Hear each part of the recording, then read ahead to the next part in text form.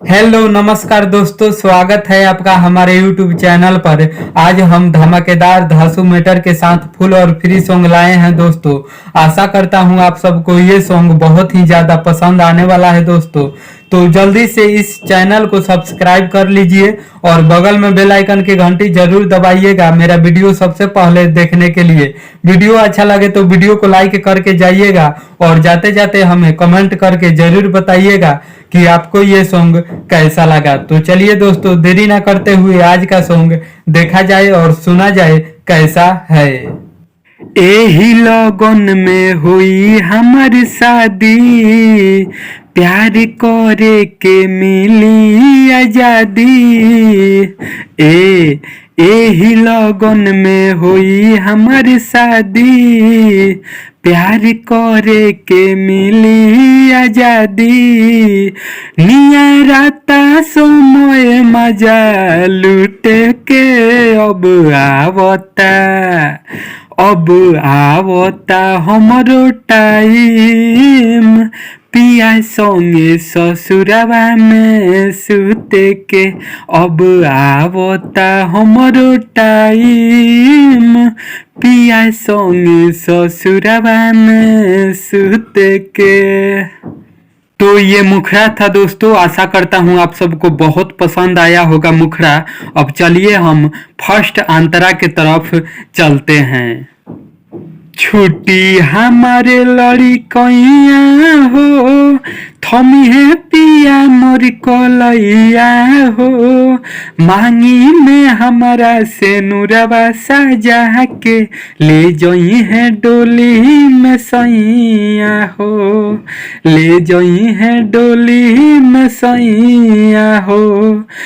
छुट्टी हमारे लड़कैया हो, थमी है पिया मोर कलैया हो।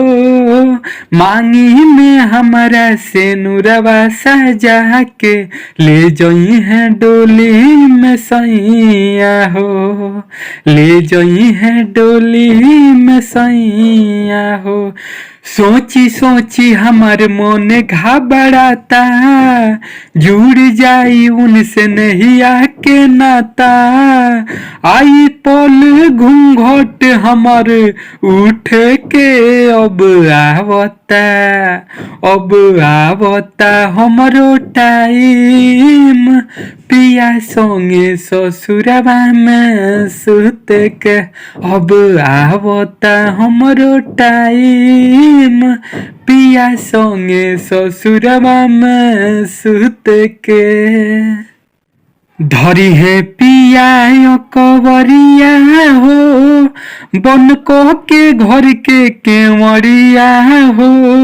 जिंदगी के सुखवा मिल जाई हमरो, बन जाइब उनकर में हरिया हो, बन जाइब उनकर में हरिया हो।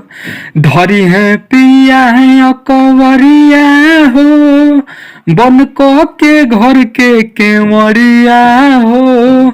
जिंदगी के सुखवा मिल जाई हमरो, बन जाइब उनकर में हरिया हो, बन जाइब उनकर में हरिया हो।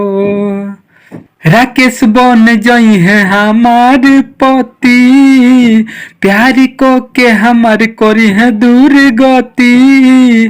तो दर्द से कोमरिया टूट के अब आवता हमरो टाइम, पिया संगे ससुरवा में सुत के। अब आवता हमरो टाइम, पिया संगे ससुरवा में सुत के। अब आवता हमरो टाइम, पिया संगे ससुरवा में सुत के। तो कैसा लगा दोस्तों मेरा सॉन्ग, आप सब कमेंट करके जरूर बताइएगा। अगर सॉन्ग अच्छा लगा है तो वीडियो को लाइक करना ना भूलिएगा दोस्तों, और चैनल पे पहली बार हैं तो चैनल को भी सब्सक्राइब जरूर कीजिएगा। संगीत से जुड़ी सारी जानकारी और लिखा हुआ गाना फ्री में सबसे पहले पाने के लिए। तो मिलते हैं दोस्तों अगले वीडियो में नए हिट गीत के साथ। तब तक के लिए नमस्कार, बाय बाय दोस्तों।